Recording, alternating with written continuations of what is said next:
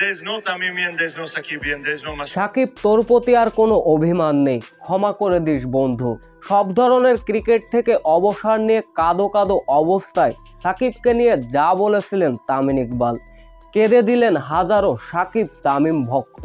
কি এমন বললেন অবসরের সময়? বিস্তারিত জানতে ভিডিওটি না টেনে সম্পূর্ণ দেখার অনুরোধ রইল। নিজের ক্যারিয়ারের বিপিএলের শেষ ম্যাচ, ব্যাট হাতে জ্বলে উঠলেন তামিম ইকবাল। ফাইনালের মঞ্চে নিজেকে প্রমাণ করলেন তিনি ফুরিয়ে যাননি, তিনি যে বাংলাদেশের dash in opener Tamim Iqbal.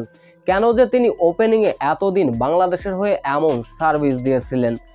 বরিশালকে champion করার পিছনে এদিন ব্যাট হাতে 24 বলে অনবদ্য 50 করেন তামিম ইকবাল। দুর্দান্ত ব্যাটিং করলেন, দলকে চ্যাম্পিয়ন বানালেন। এদিন দলকে চ্যাম্পিয়ন হবার পরে কথা বলেছেন তামিম ইকবাল। বিপিএল থেকে অবসর নিয়েছেন তামিম। সব ধরনের ক্রিকেটে আর দেখা যাবে না এই ড্যাশ ইন ওপেনারকে।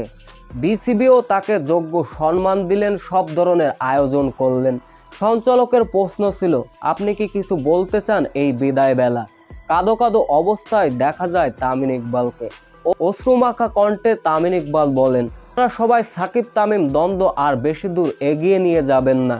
আপনারা সাকিব নয়, তামিম নয়, মাশরাফিকে নয়, আপনারা সবাই বাংলাদেশকে সাপোর্ট করুন।